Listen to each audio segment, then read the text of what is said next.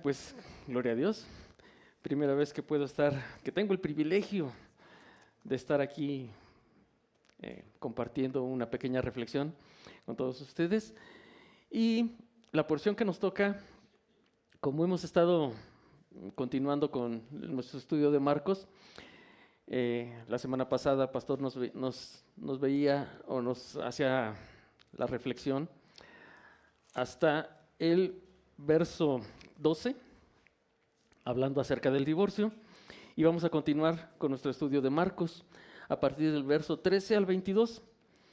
Bien bonito, porque realmente cuando estaba empezando a estudiar este pasaje, veía un detalle bien interesante y me preguntaba, bueno, pues son dos temas así como aparentemente separados. El primero, si ves, te invito a abrir tu Biblia, Marcos 10.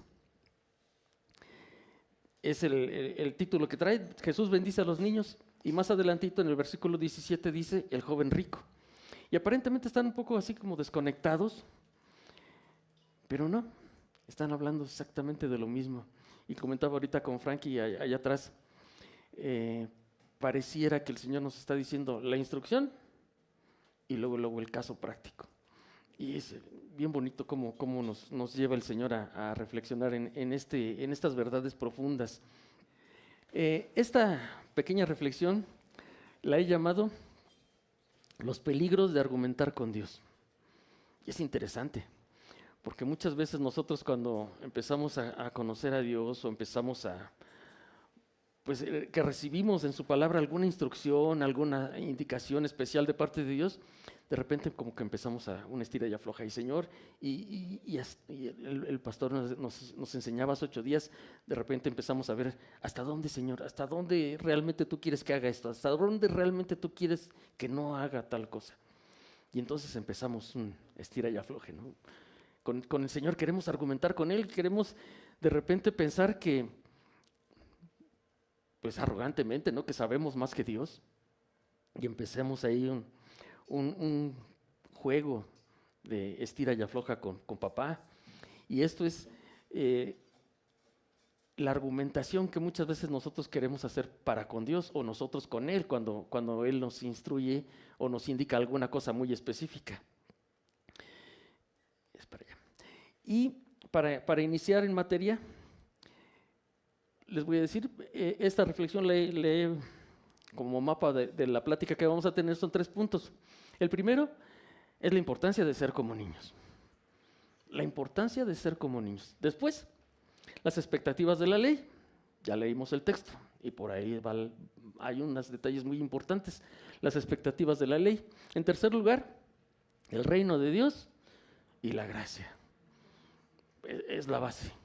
La base para tener una correcta relación con el reino de Dios es la gracia. Y por último vamos a hacer una pequeña conclusión. En primer lugar, podemos decir o podemos reflexionar que Dios se interesa por los niños. Y tenemos aquí dos ejemplos muy claros de cómo es que Dios se interesa por los niños. En el versículo 13 que leímos dice, traían niños a Jesús para que los tocara, pero los discípulos los reprendieron.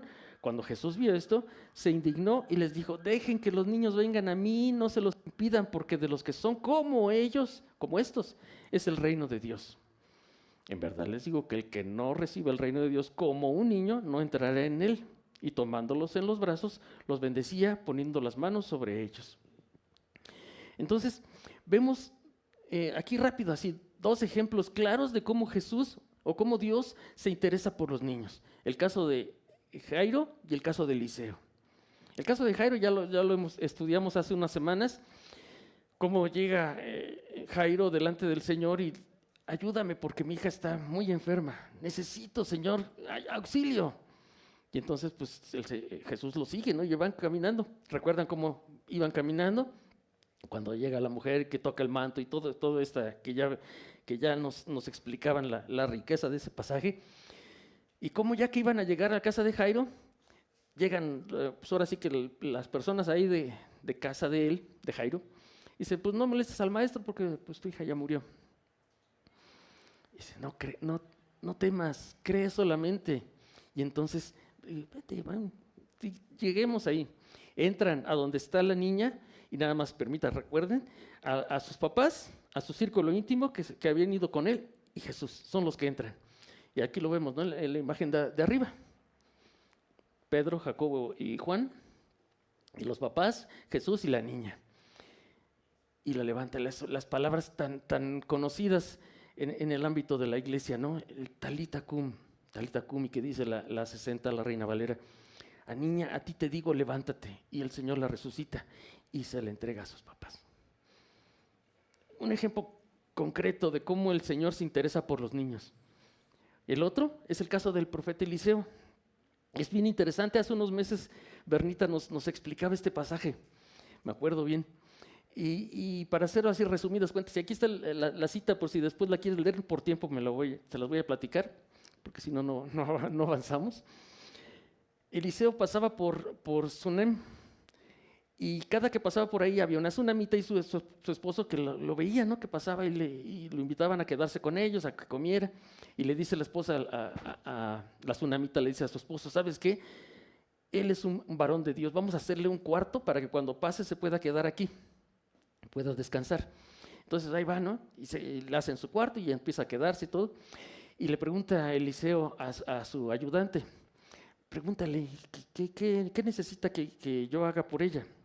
Que se hable con el rey, que hable con el de la guardia, ¿qué necesita? No, señor, yo estoy bien. Y le dice, bueno, y el ayudante de Eliseo le dice, ¿sabes qué? No tienen hijo. Ah, llámala. Se pone, llega frente a Eliseo y le dice, dentro de un año en estas fechas vas a tener un bebé. Ay, no te burles. Imagínate, ¿no? ¿Cómo se sentiría esta tsunamita, ¿no? No te burles, varón de Dios. Y sí, se cumple, al año siguiente ya tenías a su bebé. Pasa el tiempo, el niño crece y entonces va al campo. Y estando en el campo, con los segadores, dice el texto, con su papá de repente le empieza a doler la cabeza. Empieza, ay, mi cabeza. Y el papá pues lo manda con la mamá. Llega con su mamá, está así como Italia, por ejemplo, está descansando el bebé, el niño. ¿Y qué creen? Se muere. Bien muerto. Entonces llega y dice ella, pues imagínate la angustia de que pues, Dios nos libre, se muere el bebé ahí, el niño en los brazos de la mamá, va y lo acuesta en la cama que le habían preparado Eliseo. Y le dice, pues ¿sabes qué? Voy a ir prepárame un asno, y va hasta donde está el profeta y se lo trae. Literal, porque Eliseo le había dicho a su ayudante, ¿sabes qué? Ve y ponme mi bastón sobre la cabeza del niño. Y le dice a ella, no, ¿sabes qué? No, yo no te voy a dejar. Ahora sí que tú eres el bueno. Bueno, pues te sigo. Y ahí va. Y llega hasta donde está el niño tendido en la cama. Y cómo él se acuesta sobre el niño, se acuesta sobre el niño.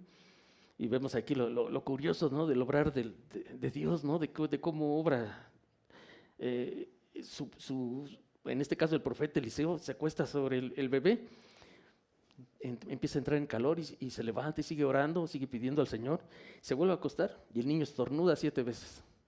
Se levanta y se lo entrega a su mamá. 2 casos muy concretos, muy sencillos de cómo el Señor se interesa por los niños, como vemos aquí. Ese es el Dios que adoramos, ese es el Dios que buscamos, siempre interesándose por los niños. En segundo lugar, vemos que los niños creen en las enseñanzas y no las cuestionan, no argumentan. ¿Recuerdan cómo llamamos esta plática? Los peligros de empezar a argumentar con Dios. ¿Cómo son los niños? Verso 15. En verdad les digo que el que no reciba el reino de Dios como un niño no entrará en él.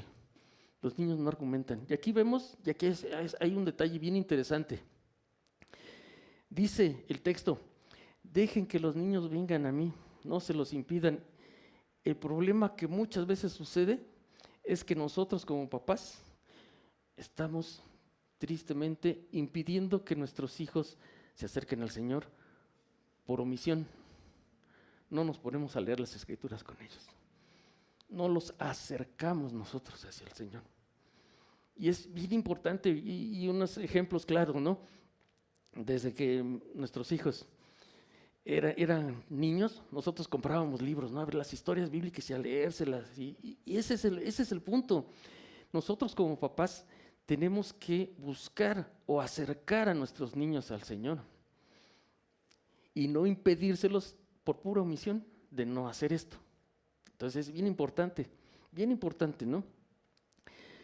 Y por otro lado, tengamos bien en cuenta que ellos no argumentan. Vean, que les aviso, vamos a estar leyendo muchos pasajes. Entonces les animo. Frankie, ayuda a Alberto para que los pasajes los pueda tener. Maribel también. Ese es Deuteronomio 6, por favor. Del 1 al 9. Dice: estos, pues, son los mandamientos, los estatutos y los decretos que el Señor tu Dios me ha mandado que les enseñe. Está hablando Moisés. Para que los cumplan en la tierra que van a poseer. Para que temas al Señor tu Dios, guardando todos sus estatutos y sus mandamientos que yo te ordeno, tú y tus hijos y tus nietos y todos los días de tu vida, para que tus días sean prolongados. Escucha pues, oh Israel, y cuida de hacerlo para que te vaya bien y te multipliques en gran manera en una tierra que mana leche y miel, tal como el Señor, el Dios de tus padres, te ha prometido. Y aquí está la clave. Escucha, oh Israel, el Señor es nuestro Dios, el Señor uno es. Amarás al Señor tu Dios con todo tu corazón, con toda tu alma y con toda tu fuerza. Estas palabras que yo te mando hoy estarán sobre tu corazón, las enseñarás diligentemente a tus hijos. Y hablarás de ellas cuando te sientes en tu casa y cuando estés por el camino, cuando te acuestes y cuando te levantes. Las atarás como una señal a tu mano y serán como insignias entre tus ojos. Las escribirás en los postes de tu casa y en tus puertas. Como padres, tenemos la obligación de acercar a nuestros niños al Señor, de no impedírselos por omisión de no hacer esto. Es un mandato, ¿no? Proverbios 22:6 es muy conocido. Enseña al niño en su camino, en el camino que debe de andar, dice la NBLA, y aun cuando fuere viejo no se apartará de él. Es un mandato que tiene promesa. Wow. Entonces no nos cansemos de acercar a nuestros hijos al Señor. Ahora sí que no se los impidamos por omisión de no hacer estas cosas. Estos sencillos mandatos, ¿no? El siguiente punto que veo es precioso. Los niños obedecen y confían en sus autoridades. ¿Sí?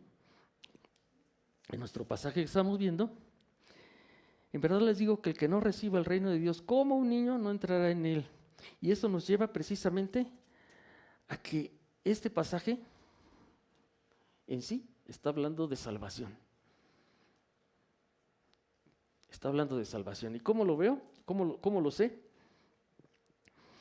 Porque Mateo 18, por favor, vamos allá atrásito de nuestro texto en Marcos. Mateo 18, del 1 al 3 dice: en aquel momento se acercaron los discípulos a Jesús diciendo: ¿quién es el mayor en el reino de los cielos? Él, llamando a un niño, lo puso en medio de ellos y dijo: en verdad les digo, si no se convierten y se hacen como niños, no entrarán en el reino de los cielos. ¿Se fijan cómo Marcos nos está hablando del reino de Dios? Mateo nos da ese detalle extra. Es el reino de los cielos. A final de cuentas es la eternidad, es la salvación, es entrar, como cantábamos hace un ratito, ese Salmo 23, y en tu casa moraré por siempre. Termina el texto y aquí lo cantábamos, ¿no? En tu casa voy a estar, me recibes en casa para siempre. Ese es el punto, la salvación, el estar con Él, la vida eterna. Y entonces, aquí lo importante es que obedecen y confían a sus autoridades. Aquí el pasaje que puse es Marcos 9, cuando el Señor, 9:33, es cuando el Señor, perdón, no se me pierde, llegando a Capernaum, estando ya en casa, Jesús les preguntó qué discutían en el camino. Y acuérdense, ¿no?, que le estaban preguntando quién era el mayor. Y me salto tantito hasta el verso 36. Tomando a un niño, lo puso en medio de ellos y tomándolo en sus brazos les dijo: y que me reciba como un niño como este, en mi nombre recibe a mí, y el que me recibe a mí, recibe al que me envió. El punto es que el niño seguramente estaba jugando por allá y lo mandaron llamar, o Jesús lo ve, lo manda a llamar, ven. Y el niño no dijo: ay, no, yo estoy jugando, ya busca a alguien más. No, los niños obedecen y confían en sus autoridades. Si el maestro lo llama, pues el niño luego llega, ¿no? Aquí estoy, ¿sí? Y lo pone como ejemplo. Ese es el punto que quiero resaltar, que obedecen y confían. Y recuerdan, este pasaje nos está hablando de salvación. Y la salvación para nosotros, ¿qué es? ¿Cómo la podemos ejemplificar? Como un regalo. Como un regalo. ¿Cómo se pone un niño cuando recibe un regalo? Se pone feliz, se pone contento. A un niño no le tienes que decir: toma este regalo, y convencerlo de que es suyo. No tienes que convencerlo de eso, ¿verdad? Lo recibe y se pone feliz de la vida. Y el detalle interesante y precioso, el niño empieza a disfrutar de su regalo. Y recuerden de qué estamos hablando de salvación, de recibir el reino de los cielos, el reino de Dios, la salvación como un niño. ¿Cómo son los niños entonces? Alegres, no lo tienes que convencer de que ya es salvo, de que ya tiene garantizado el cielo. Eso es salvación, ¿sí? La salvación es que ya tienes el acceso al trono, el acceso al cielo en aquella hora. Cuando mueras, ya tienes entrada directa al cielo. Eso es salvación, para ponerlo en palabras así llanas, ¿no? Los niños confían, los niños creen, y es al punto que vamos a llegar a continuación.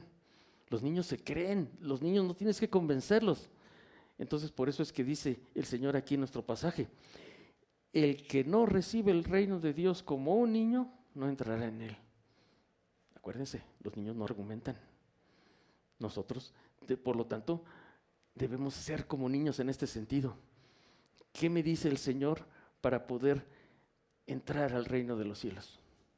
Pues entonces, ese es el camino, esa es la forma. No tienen que convencerme, no tengo que empezar a argumentar: oye, Señor, pero pues yo pienso que así puedo ayudarte haciendo esto de esta forma. La forma en la que el Señor lo definió ya está establecida. No empecemos a argumentar que tal vez conozco una forma más fácil o mejor. No argumentemos con el Señor, ¿no? Aquí hacemos ya un pequeño cambio y entramos de lleno al pasaje del joven rico. Ahora sí, les decimos, esa fue la instrucción. Vamos a pasar al caso práctico, el joven rico. Y aquí empezamos el verso 17. Si se fijan, me gusta, los que me conocen un poquito saben que me encanta la NTV. Y puse el texto en la NTV del verso 17 porque ahí tiene un detalle interesante que la NBLA no lo registra, ¿eh? Cuando Jesús estaba por emprender su camino a Jerusalén, la NBLA dice cuando Jesús salía para irse, pero no dice a dónde, pero es emprender su camino a Jerusalén. Un hombre se le acercó corriendo, se arrodilló y le preguntó: Maestro bueno, ¿qué debo hacer para heredar la vida eterna? Ese detalle, pequeño detalle que lo podemos ver confirmado aquí en el verso 32 de nuestro pasaje de Marcos, iban por el camino subiendo a Jerusalén, ¿sí? Ese es el punto. El Señor ya iba a Jerusalén y va a ser muy importante un poquito más adelante. Entonces, el Señor está ya consumando, nos estamos acercando ya a la consumación preciosa del Evangelio de Marcos. Tiene 16 capítulos, ya vamos en el 10, ya nos vamos acercando, como el pastor nos comentaba la semana pasada, hacia la semana de la pasión, la entrada triunfal, el juicio, muerte, resurrección. Ya se está acercando a Jerusalén, ya se está acercando el clímax del relato del Evangelio de Marcos. Pero aquí apenas van a salir. Y si se fijan, en el mapa de la izquierda vemos a Judea, que es donde está ahorita. Si se fijan, en el verso 1 del capítulo 10 de Marcos. Levantándose de allí, Jesús se fue a la región de Judea. Ese es el contexto de donde estamos. todo este relato, toda esta narrativa está desarrollándose en Judea, es aquí abajo. Y dice, iba camino a Jerusalén, que ya no está lejos, está aquí arribita. Aquí está Jerusalén, pero estaba por acá abajo en Judea. Ya iba para Jerusalén, ya se está acercando al clímax del relato bíblico. Entonces, Jesús ya está poniendo la mirada hacia el final del camino, ¿no? Por decirlo de alguna manera. Y vemos que le preguntan, ¿no?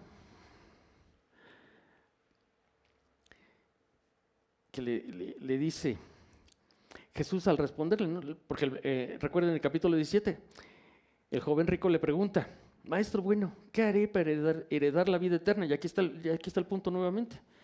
¿De qué estamos hablando? De salvación, de vida eterna, de estar con Dios al final de tu vida. ¿Qué haré para heredar la vida eterna? Y las palabras ¿qué haré? Son las que te invito a que retumben en tu cabeza un ratito. ¿Qué haré? ¿Qué debo hacer para entrar a la vida eterna? Y Jesús le responde bien bonito, ¿no? Bien bonito y curioso. El versículo 18, Jesús le respondió, ¿por qué me llamas bueno? Nadie es bueno sino solo uno, Dios. Y aquí es una reflexión que hacen los estudiosos muy interesante, ¿no? Dice, si Jesús era solo un maestro bueno, si Jesús era solo un maestro, entonces no merecía ser llamado bueno, porque solo el bueno es Dios. Por otro lado, si es realmente bueno, entonces es Dios. ¿Sí? Así como que parece juego de palabras, pero no. Tiene una profundidad tremenda. Y yo pensaba, esto tal vez podría ser un reclamo así medio velado, ¿no? Pues sí, yo sí soy Dios. Pero lo vemos reflejado, lo vemos confirmado. Por ejemplo, en las instrucciones que da Pablo ahí en 1 Corintios 12, hablando de los dones del Espíritu. Y viene una lista de 9 dones del Espíritu, y dice ahí el pasaje en 1 Corintios que el Espíritu reparte a cada uno dentro de la iglesia como Él quiere. Cada uno, repartiendo a cada uno como Él quiere, pero a Jesús lo vemos fluyendo en todos los dones. Y eso demuestra su divinidad, eso demuestra la comunión estrecha y completa con el Espíritu. Es Dios. Lo vemos ejerciendo dones de poder, resucitando muertos, abriendo una mano seca, esos dones de sanidad, esos dones de fe. No tenía que hacer, acuérdense, el endemoniado que vimos, estos por pura fe, ¿no? Comunión, en ayuno y oración, con la fe. Entonces el Señor demostrando todo el flujo, el fluir de todos los dones del Espíritu. Y aquí, por ejemplo, en este pasaje, yo veo dos muy bien reflejados, dos de los dones ahí del pasaje de 1 Corintios 12. Es discernimiento de espíritus y palabra de ciencia. ¿Por qué? Porque el Señor, y lo vamos a ver en un segundo, está viendo lo que hay en el corazón del joven rico. Discernimiento, lo está discerniendo, lo ve completo. Y palabra de ciencia porque le dice, cuando le contesta, no, pues ya todo lo hice. No es cierto. Y esa es palabra de ciencia, saber algo que la persona no te ha dicho, pero tú lo sabes. El Señor te lo está revelando, el Espíritu lo revela. Además, Cristo demostró que no podía el joven ser bueno. ¿Por qué? Porque solo Dios es bueno. Y a este punto te invito a reflexionar tantito porque vamos a ir más adelante. Inmediatamente vamos a llegar a ese punto. ¿Sí? El bueno, el que realmente es bueno es Dios. Entonces, lo lleva a los 10 mandamientos. Lo lleva a reflexionar en la ley, en los mandamientos. Versículo 19. Tú sabes los mandamientos, no mates, no cometas adulterio, no hurtes, no des falso testimonio, no defraudes, honra a tu padre y a tu madre. ¿Sí? Y son de los 10 mandamientos, si se fijan, es del 5 al 9. Aunque el 5 es el último que le menciona, pero son del 5 al 9 en esta lista de Marcos. Ahora, ahí sí, vamos a verlos. Y los vemos, por favor, en Levítico, no es cierto, en Deuteronomio. 5. Deuteronomio 5. Si te fijas ahí en tu Biblia, dice en el encabezado los 10 mandamientos. Aunque hay un detalle bien interesante, porque nosotros cuando alguien te menciona los 10 mandamientos, lo primero que llega a tu mente es Éxodo 20. Ahí están los 10 mandamientos, Éxodo 20. Y oh, sorpresa, los tenemos en Deuteronomio 5, otra vez. Y alguien se preguntará, bueno, ¿y por qué? Si ya los había mencionado en Éxodo 20. Acuérdense que el pueblo tuvo miedo de entrar a la tierra prometida por los espías que dijeron, no, allá hay gigantes, nos van a devorar. Y dicen, ¿no van a entrar? Bueno, pues ahora se quedan en el desierto 40 años, mis chavos, hasta que mueran todos los mayores de 18 años, por no creer en mí. Estamos en Deuteronomio, ya va a terminar, ya van a entrar con Josué, que es el libro que sigue, a la tierra prometida. Entonces, pensemos, ya eran puros menores de 18 años y los que habían nacido en esos 40 años, que no habían visto todas las proezas de la ley, del Moisés subiendo al monte a recibir las tablas. Y entonces por eso es que Moisés dice, bueno, a ver, pongámonos las pilas. Ya vamos a entrar a la tierra prometida. Pero recuerden lo que Dios nos mandó desde el principio. Y entonces empieza a volverles a enunciar los 10 mandamientos. Desde el verso 6, y voy así como de corrido, ¿no? Yo soy el Señor tu Dios que te sacó de la tierra de Egipto, de la casa de servidumbre. 1, no tendrás dioses delante de mí, otros dioses delante de mí. 2, no te harás ningún ídolo, ni semejanza alguna de lo que está arriba en el cielo, ni abajo en la tierra, ni en las aguas debajo de la tierra. No los adorarás ni los servirás, porque yo, el Señor tu Dios, soy Dios celoso, que castigo la iniquidad de los padres sobre los hijos y sobre la tercera y cuarta generación de los que me aborrecen, pero que muestro misericordia a millares de los que me aman y guardan mis mandamientos. 3, no tomarás en vano el nombre del Señor tu Dios, porque el Señor no tendrá por inocente a quien tome su nombre en vano. 4, guardarás el día de reposo para santificarlo, como el Señor tu Dios lo ha mandado. 6 días trabajarás y harás todo tu trabajo, mas el séptimo día es día de reposo para el Señor tu Dios. No harás en él ningún trabajo, ni tú, ni tu hijo, ni tu hija, ni tu siervo, ni tu sierva, ni tu buey, ni tu asno, ni ninguno de los animales, ni el extranjero que está contigo, para que tu siervo y tu sierva también descansen como tú. Acuérdate que fuiste esclavo en la tierra de Egipto y que el Señor tu Dios te sacó de allí con mano fuerte y brazo extendido. Por tanto, el Señor tu Dios te ha ordenado que guardes el día de reposo. 5. Verso 16, honra a tu padre y a tu madre, como el Señor tu Dios te ha mandado, para que tus días sean prolongados y te vaya bien en la tierra que el Señor tu Dios te da. 6, no matarás. 7, no cometerás adulterio. 8, no hurtarás. 9, no darás falso testimonio contra tu prójimo. Y 10, no codiciarás la mujer de tu prójimo, ni desearás su casa, la casa de tu prójimo, ni su campo, ni su siervo, ni su sierva, ni su buey, ni su asno, ni nada que sea de tu prójimo. Los 10 mandamientos. Y el Señor, ahí es a donde lo dirige. Sí, el Señor es lo que le pregunta. ¿Conoces los mandamientos? Sí, Señor, conozco los mandamientos. Y lo que contesta. Sí, lo que leímos ahorita. Y lo que contesta nuestro amigo joven rico. Y es la argumentación. ¡Bum! Señor, maestro, todo esto lo he guardado desde mi juventud, dijo el hombre. Verso 20. ¿Sí?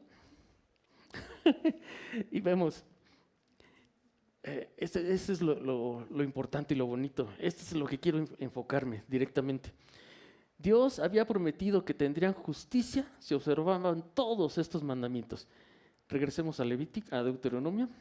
Perdón que no les dije que lo guardaran ahí, pero Deuteronomio 6, 24 y 25. Ahí está la clave. Ahí está la clave de la ley. ¿Sí? Deuteronomio 6, 24. Así que el Señor nos mandó que observáramos todos estos estatutos, nuevamente está hablando Moisés, y que temiéramos siempre al Señor nuestro Dios para nuestro bien y para que preservarnos la vida como hasta hoy. Y aquí está la clave. Y habrá justicia para nosotros si cuidamos de observar todos. Ahí te invito a que subrayes todos estos mandamientos delante del Señor nuestro Dios, tal como Él nos ha mandado. Aquí está el porqué de la ley. Verso 25. Habrá justicia si cuidamos de observar todos estos mandamientos. ¿Qué quiere decir eso? La ley es lo que los judíos conocen como la Torá, los primeros 5 libros de Moisés: Génesis, Éxodo, Levítico, Números y Deuteronomio. La ley, la Torá. Y Dios dice, lo acabamos de leer: habrá justicia para nosotros si podamos observar todos estos mandamientos. Y no son los 10 mandamientos, es toda la Torá, es toda la ley, todo el conjunto. Y son 5 libros de instrucciones. Entonces no son 10, son muchos. Es la ley completa. Y el punto es: habrá justicia. Acuérdense, estamos hablando de la ley, entonces es un término jurídico. Tendrás derecho legal de entrar al cielo cuando mueras, tener justicia, si cuidamos de observar todos estos mandamientos. Todos. Insisto, ahí está subrayado todos, ¿no? Y Levítico, ahí atrásito, Levítico lo reafirma. 18. Levítico 18, del 1 al 5, dice así: el Señor también dijo a Moisés: di a los israelitas, yo soy el Señor tu Dios, ustedes no harán como hacen en la tierra de Egipto. Noten eso, ¿no? No, ustedes no harán como hacen en la tierra de Egipto en la cual moraron, ni harán como hacen en la tierra de Canaán, a donde yo los llevo. No andarán en los estatutos de ellos. Habrán de cumplir mis leyes y guardarán mis estatutos para vivir según ellos. Yo soy el Señor su Dios. Por tanto, guardarán mis estatutos y mis leyes, por los cuales el hombre vivirá si los cumple. Y ahí está otra vez reafirmando, ¿no? Y aquí en Levítico me parece que hay detalles bien interesantes, porque si lo lees después en casa, el capítulo 18 está enfocado completamente a las relaciones íntimas entre las personas, las relaciones sexuales, y norma cómo deben de ser, todo el capítulo 18. Y el punto es: no hagan como hacen en la tierra de Egipto, ni como en la tierra de Canaán, no anden en los estatutos de ellos. Y para nosotros como iglesia es bien importante, bien real. Vemos las leyes que se van aprobando y que el pastor nos ponía a reflexionar la semana pasada. El diseño original de Dios para el matrimonio heterosexual. Vean lo que dice el verso 22 aquí en Levítico: no te acostarás con varón como los que se acuestan con mujer. Es una abominación. Si lo ves en la NTV, ahí sí lo dice textual. No habrá homosexualidad. Es la ley. Por lo tanto, no andemos en los estatutos que de repente pues se autorizan y que ya es legal y que pues será el sereno, pero Dios ha mandado que así no deben de ser las cosas. Es lo que pastor nos instruía la semana pasada. El amor de Jesús muestra un reto severo y afable. Ese afable es que es dulce, que es suave en la conversación con nuestro amigo joven rico. Le falta una cosa, y es un corazón rendido a Dios. Vamos a Mateo 6, que no hay ninguna casualidad en esto, es lo que Carlita nos llevaba a orar hace rato. Mateo 6 es el Sermón del Monte, como bien conocemos. Y el Señor le lleva al joven rico a darse cuenta de una cosa: tu corazón no está donde debe de estar. 6 del 19 en adelante, dice, y justamente el encabezado que dice: el verdadero tesoro. No acumulen para sí tesoros en la tierra, donde la polilla y la rumbe destruyen y donde ladrones penetran y roban, sino acumulen tesoros en el cielo, donde ni la polilla ni la rumbe destruyen y donde ladrones no penetran y roban. ¿Por qué? Pues porque donde esté su tesoro, allí estará también su corazón. No nos está diciendo, pues deposita en el banco del cielo. Está diciendo, ¿dónde está tu corazón? Anhela. Y recordemos el contexto que estamos viendo. Anhela la vida eterna. Que ese sea tu pensar, tu sentir, tus fuerzas, el día. Y como lo he dicho en alguna ocasión, ¿qué estaremos haciendo de aquí a 500 años? nos vamos a ver, nos vamos a conocer de aquí a 500 años. ¿Por qué? Pues porque vamos a estar en la eternidad, porque vamos a estar gozándonos en el milenio, seguramente una cosa así. Entonces, ¿dónde está el corazón? ¿Dónde está tu tesoro? Pregunta el Señor, ¿dónde está tu tesoro? Porque donde esté tu tesoro, allí va a estar tu corazón. Si atesoramos la vida eterna, allí está nuestro corazón. Allí es donde va a estar nuestro corazón. Y no como está llevando aquí al joven rico a darle, y es nuestro siguiente punto. No estás cumpliendo. El cumplimiento de los 10 mandamientos estaba incompleto. ¿Sí? Todo lo he cumplido. Así. Y es lo que les decía. Ahí viene la palabra de ciencia. No es cierto. Es cierto, no has cumplido todos. ¿Qué dice? Lucas 18:22, que es el pasaje paralelo de este relato. Lucas 18:22 dice, cuando Jesús oyó esto, todo lo he cumplido, le dijo, te falta todavía una cosa. Y está la clave. No es cierto, no has cumplido todo. Te falta todavía una cosa. Y le instruye lo mismo, ¿no? Vende todo lo que tienes, reparte entre los pobres y tendrás tesoro en los cielos y ven y me sigues. Te falta una cosa. Tú estás diciendo que la ley, sí, desde joven, siempre, sin problemas. No es cierto, no la has cumplido. Y aquí es a donde quiero enfocarnos un poquito, irnos metiendo más de lleno en este punto específico. Había hecho un ídolo de su riqueza. No lo había cumplido porque su riqueza le había hecho un ídolo. Y aquí es importante, Colosenses 3,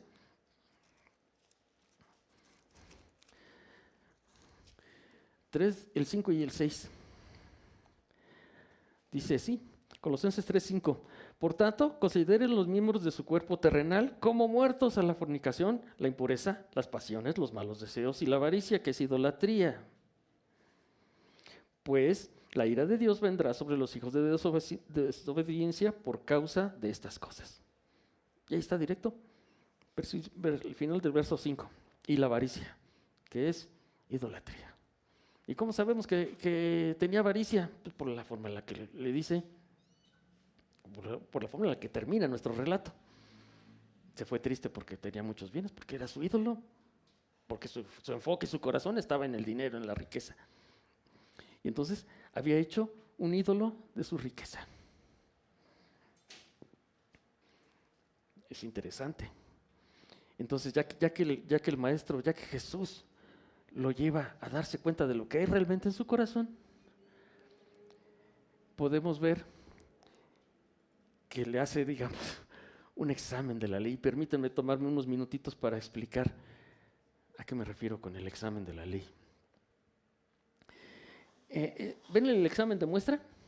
Son el examen que se hace aquí, el Comipems, que le llaman. Todos los que salen de secundaria aquí en la zona metropolitana tienen que ejecutar presentar el Comipems para ver en qué institución de educación media superior pública pueden seguir estudiando. Politécnico, UNAM, escuelas técnicas, en todos lados. Si quiere continuar estudiando en la escuela pública, tiene que presentar el examen de Comipems. Ahora, el Señor, perdónenme, el Señor decía muchas veces, hace unas comparaciones bien bonitas en las parábolas.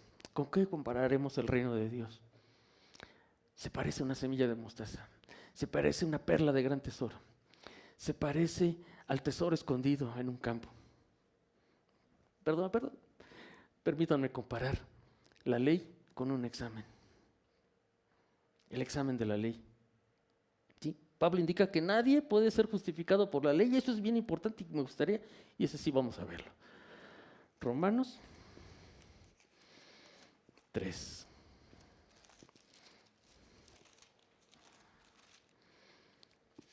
Ahí dice hasta el 23, pero no, vamos a leer ahorita nada más del 19 al 20. Ahora bien, sabemos que cuanto dice la ley, lo dice a los que están bajo la ley, para que toda boca se calle y todo el mundo sea hecho responsable ante Dios. ¿Por qué? Por las obras de la ley, ningún ser humano será justificado delante de él, pues por medio de la ley viene el conocimiento del pecado. ¿Sí? ¿Te acuerdas lo que habíamos visto en el Deuteronomio? Si cumples todo, tendrás justicia. Y Pablo nos dice, no tan rápido, porque por las obras de la ley ningún ser humano será justificado delante de él. Y aquí vamos a llegar más adelante. Bueno, ¿y por qué? ¿Qué pasó? ¿Qué salió mal? No, espérenme. Y también en el 3:19 al 12, dice, 3:9, perdón. Entonces, ¿qué? ¿Somos nosotros mejores que ellos? Está hablando Pablo de los judíos y de los griegos o de los gentiles en general. ¿Somos nosotros mejores judíos que ellos gentiles? De ninguna manera, porque ya hemos denunciado que tanto judíos como griegos o gentiles es todos los que no somos judíos, porque tanto judíos como griegos están todos bajo pecado, como está escrito. No hay justo ni aun uno. No hay quien entienda, no hay quien busque a Dios. Todos se han desviado a una, se hicieron inútiles. No hay quien haga lo bueno, no hay ni siquiera uno. Nadie, todos están reprobados en este sentido de la ley. Como lo he comentado en alguna ocasión, si se fijan, está en mayúsculas, está haciendo referencia al Antiguo Testamento.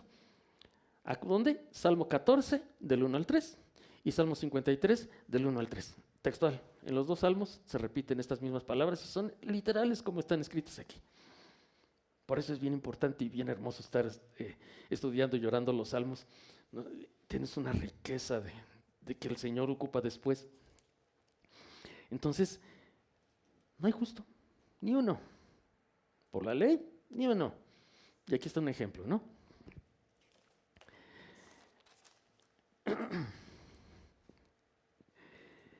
Les decía, vamos a compararlo. En el examen en el Comipems, por ejemplo, por decir un ejemplo concreto, tiene el examen 100 preguntas. Si el aspirante contesta 90 bien, tiene 9. No hay pierde. Si contesta 70 bien, tiene 7. Si contesta 50 bien, tiene 5. Está reprobado. Así es.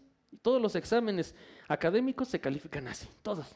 Lo sabemos. Todos se califican así. ¿Cuál es el problema? Que la ley tiene solamente una pregunta. ¿Qué dice?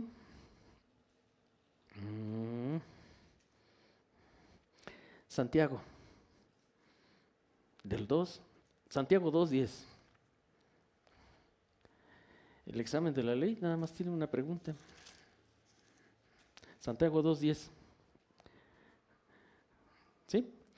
Porque cualquiera que guarda toda la ley, pero, ahí subráyale, pero falla en un punto, se ha hecho culpable de todos. De todos. Hablando de la ley, comparándolo con un examen, tienes 100 preguntas. Si fallas en una, ya fallaste en todas. Por eso es que yo digo, la ley, el examen de la ley tiene una pregunta. Una. Ahora, esa pregunta, uno, tiene 100 incisos. Es una pregunta, pero tiene 100 incisos. Y empiezas a responder. Si fallas en un inciso, tienes mal la pregunta 1. Fin del examen. ¿Cuánto sacaste? Tienes una pregunta y tienes tache. ¿Cuánto sacas? 0. Ups. Esa es la gran diferencia con un examen académico actual. Ahora, permítanme 2 minutos más y hagamos de cuenta. Vas a presentar el examen de la ley, mi hermano, mi hermana. Vas a presentar el examen de la ley. Te paso el cuadernillo, ponle tu nombre, guarda tu Biblia, saca tu pluma, ponle tu nombre para sentirnos en la escuela y vamos a presentar el examen de la ley.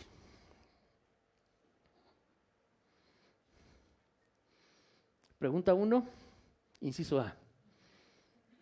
¿Alguna vez has mentido? ¿Alguna vez has mentido? ¿Sí? ¿No?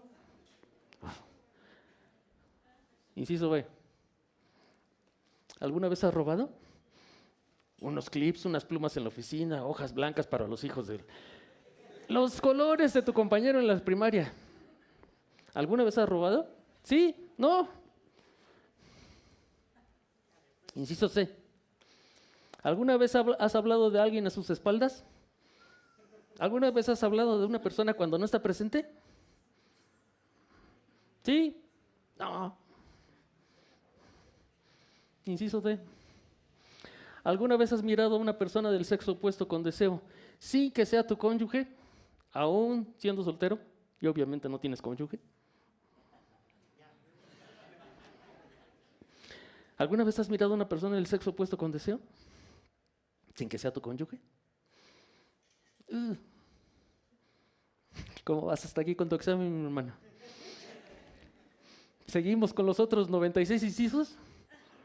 Porque con estos 4 yo estoy perfectamente reprobado. ¿Ya ves por qué dice Santiago? ¿Por qué dice Pablo? Que por medio de la ley nadie va a poder ser salvo. Nadie. Pelas. Todos estamos reprobados. Todos. ¿Qué es lo precioso de este examen? Que nuestro Señor sí lo aprobó. ¿Qué dice Hebreos, por favor?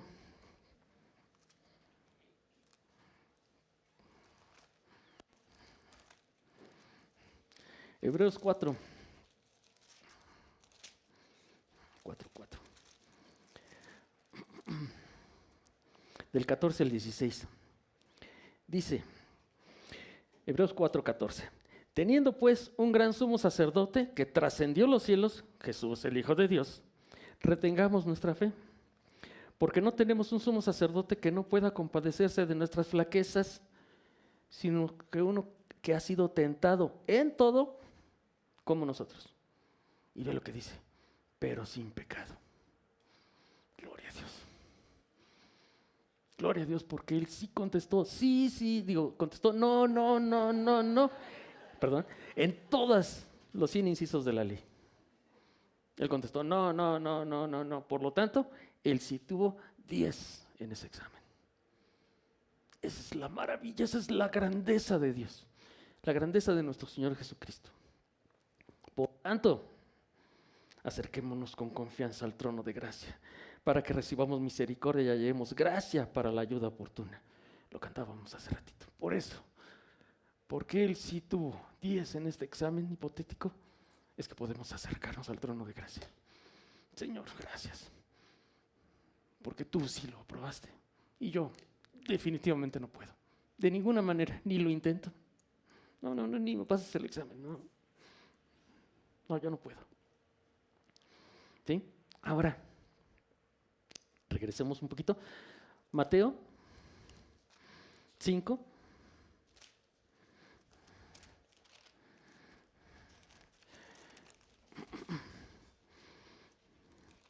(5:17) Está hablando Jesús, palabras en rojo, sermón del monte nuevamente.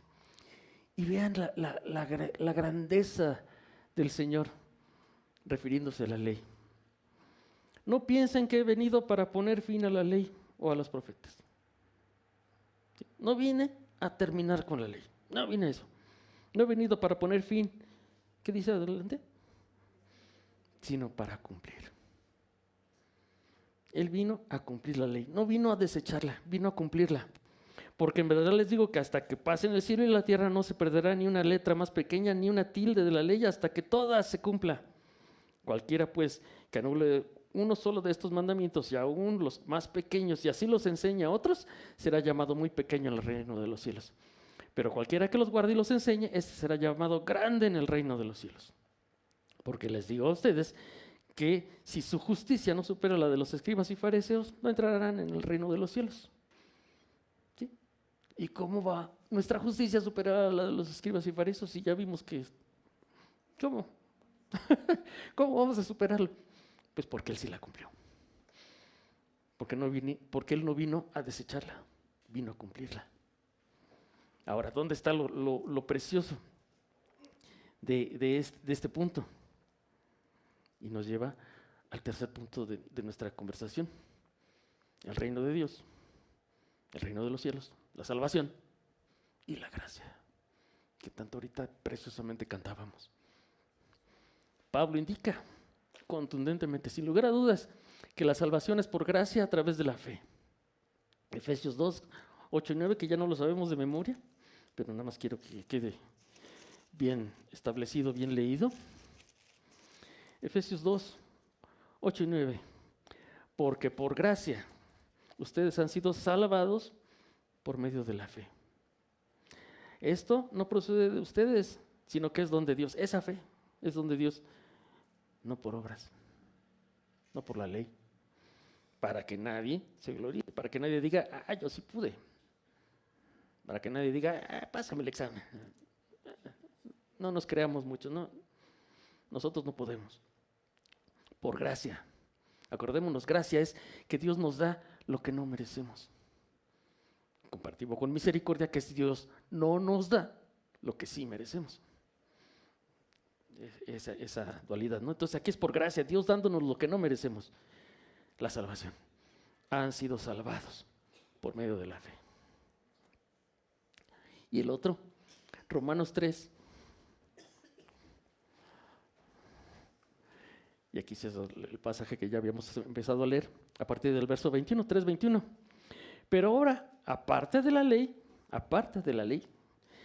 la justicia de Dios ha sido manifestada, confirmada por la ley y los profetas, y ya lo leímos. ¿Por qué es confirmada por la ley? Porque el Señor sí vino a cumplirla. Esta justicia de Dios por medio de la fe en Jesucristo es para todos los que creen, que ya es lo que estamos viendo aquí. Salvados mediante la fe. ¿Sí? Para todos los que creen, porque no hay distinción, por cuanto todos pecaron. Ya lo veíamos en el examen, ¿no? Todos hemos pecado y no alcanzan la gloria de Dios. Todos son justificados gratuitamente por su gracia. Su en mayúscula está hablando de Jesús, de Dios.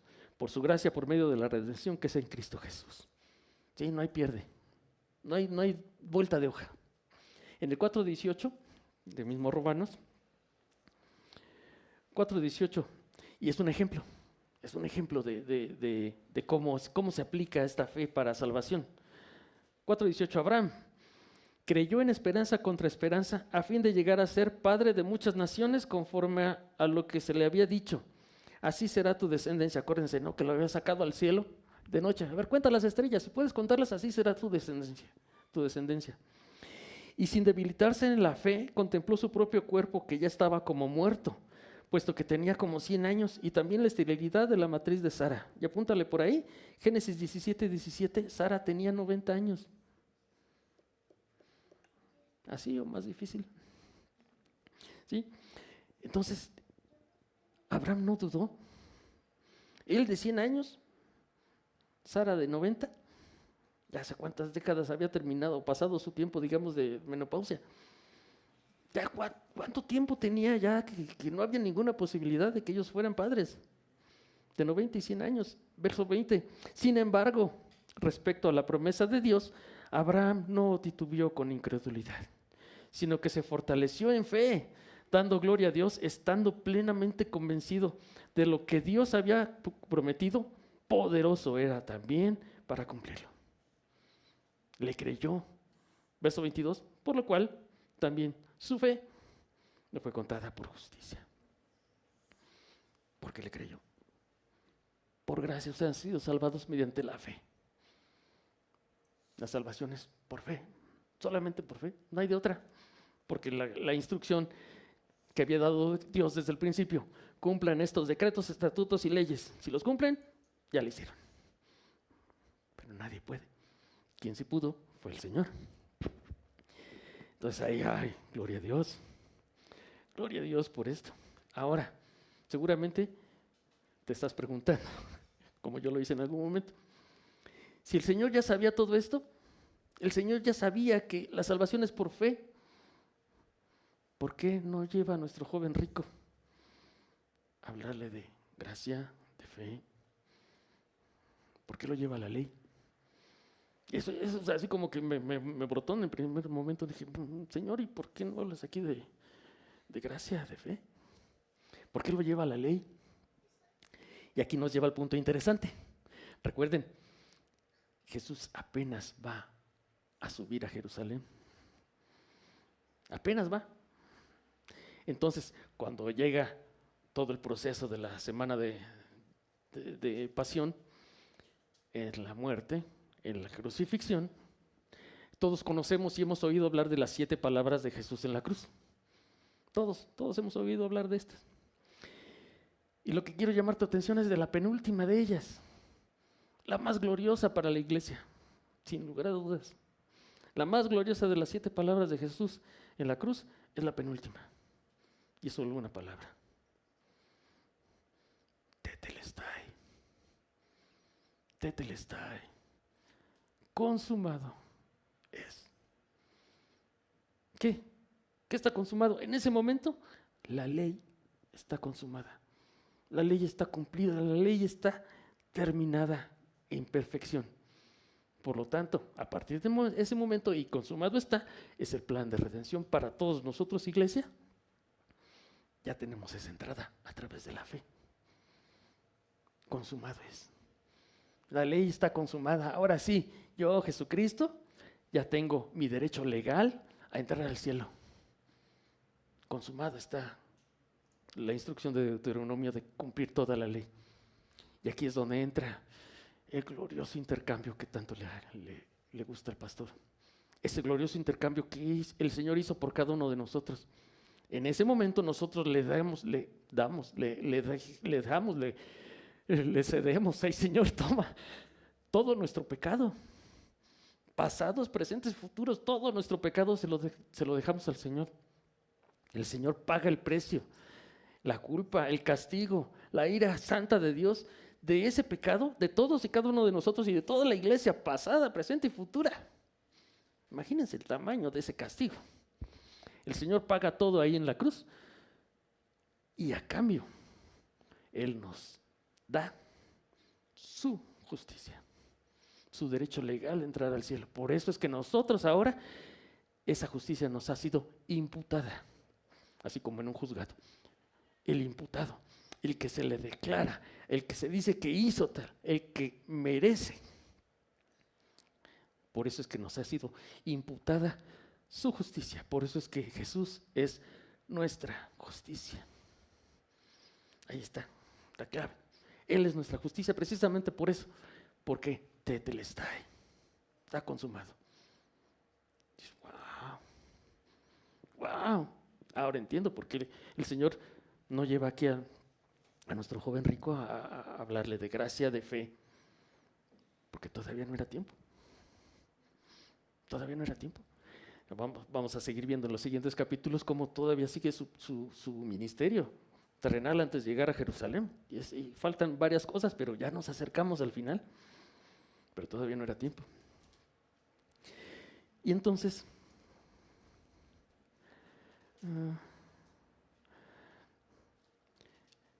para ir cerrando,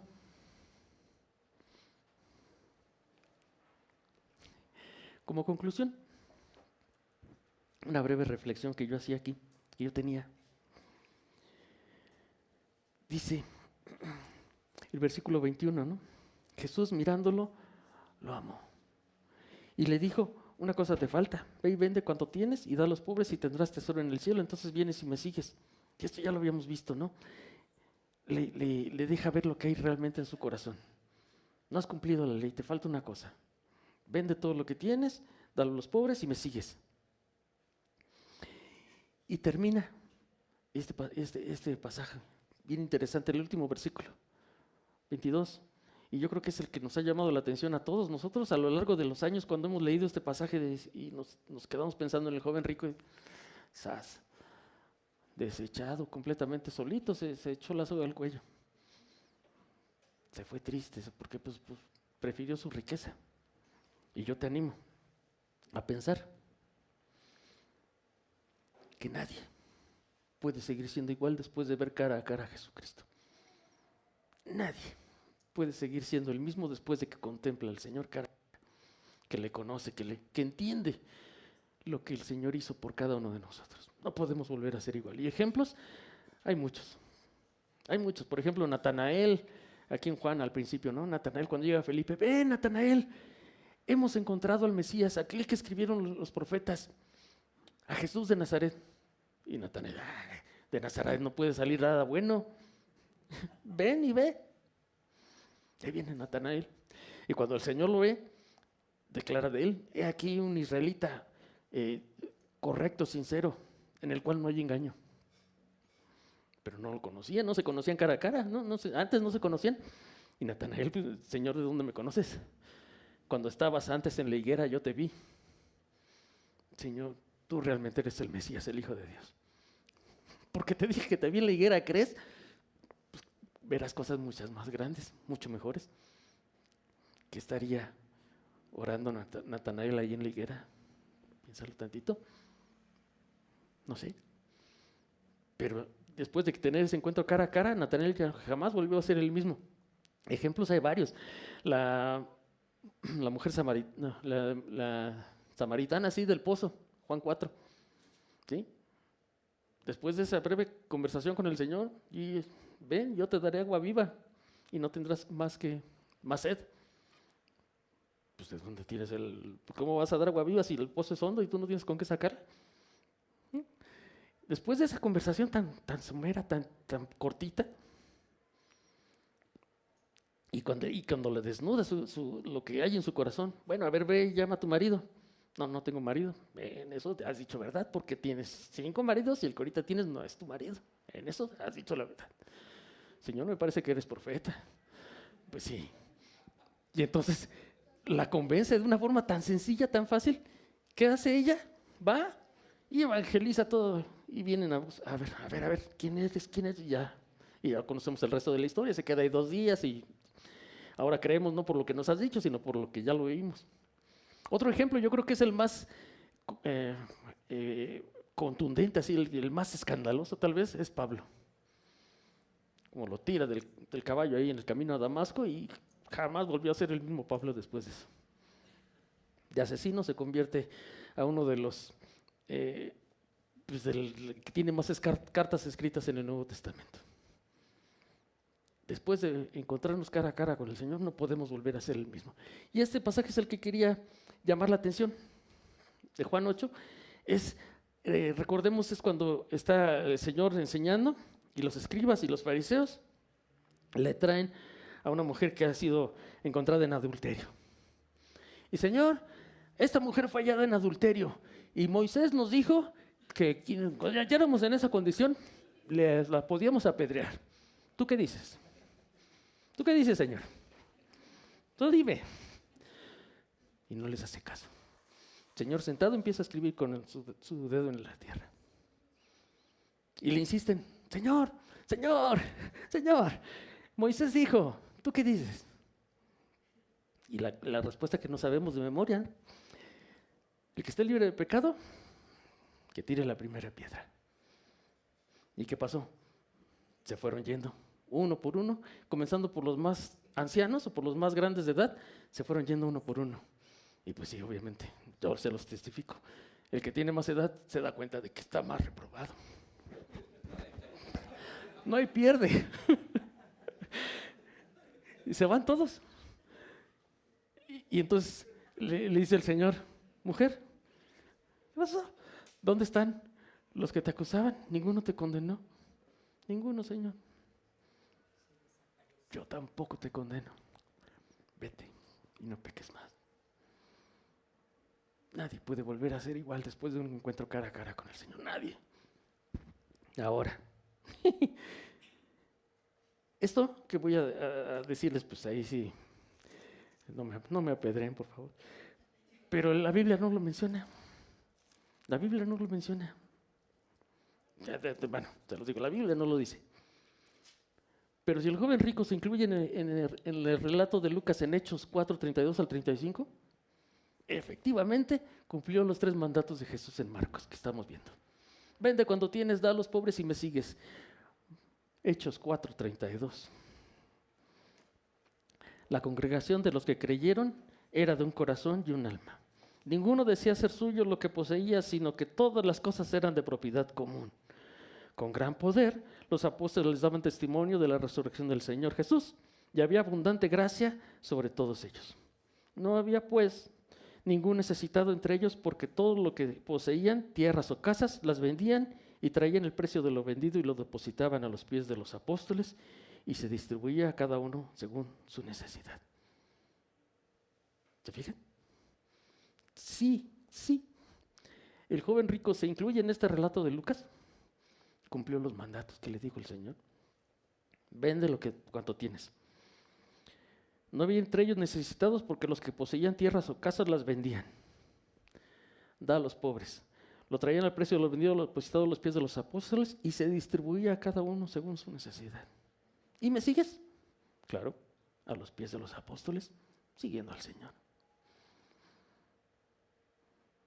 Entonces, yo me quedaba con esto. Dije, wow, sí, Señor, sí.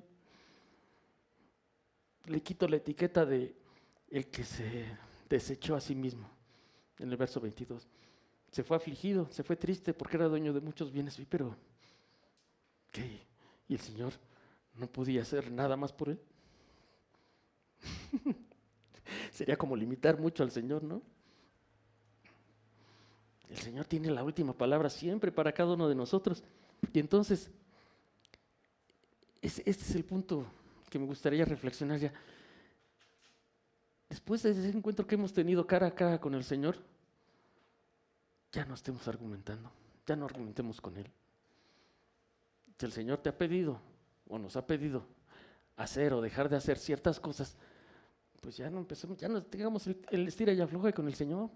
Sí, Señor, pero todavía no. Sí, Señor, pero igual no habrá otra manera más fácil. O que pues no me pidas algo que tanto quiero, que tanto me gusta, que tanto anhelo en mi corazón, que tanto tengo arraigado. Dejemos de argumentar con el Señor. Para terminar, es bonito aquí lo que dice Pablo en Gálatas 3. Gálatas 3, del 19, desde el 19.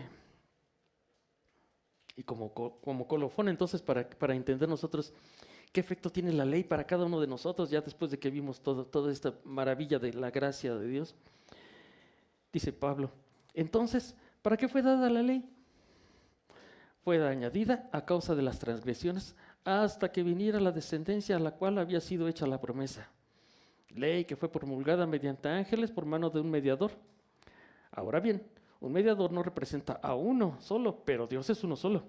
Entonces, ¿es la ley contraria a las promesas de Dios? De ningún modo.